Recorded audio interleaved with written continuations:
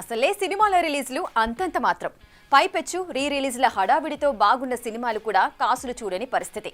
దీంతో ఈ రీ రిలీజ్లు అనేవి వీకెండ్స్లో కాకుండా వీక్ డేస్లో వేస్తే బాగుంటుందంటూ ఇలా తన బాధని వెళ్లగక్కుతున్నాడు మంచు బ్రదర్ మనోజ్.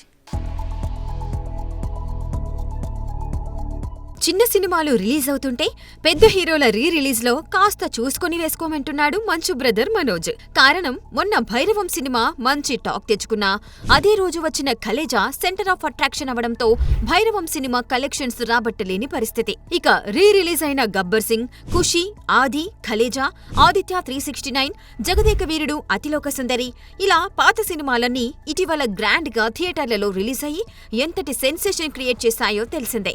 ఇప్పటికే ఐపీఎల్ కారణంగా, ఓటీటీ కారణంగా థియేటర్స్ లో రిలీజ్ అయ్యే సినిమాలు అంతంత మాత్రంగానే కాసులు చూస్తున్నాయి.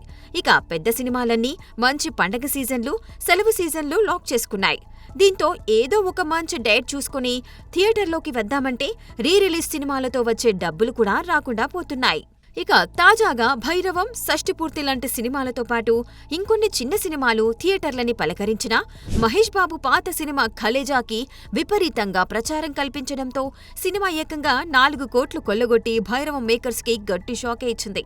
దీంతో ఇలా మీడియం రేంజ్ సినిమాలు థియేటర్లోకి వస్తుంటే కాస్త చూసుకుని పెద్ద సినిమాలు రీ రిలీజ్ చేస్తే బావుండని మనసులోని మాటను బయటపెట్టాడు మనోజ్.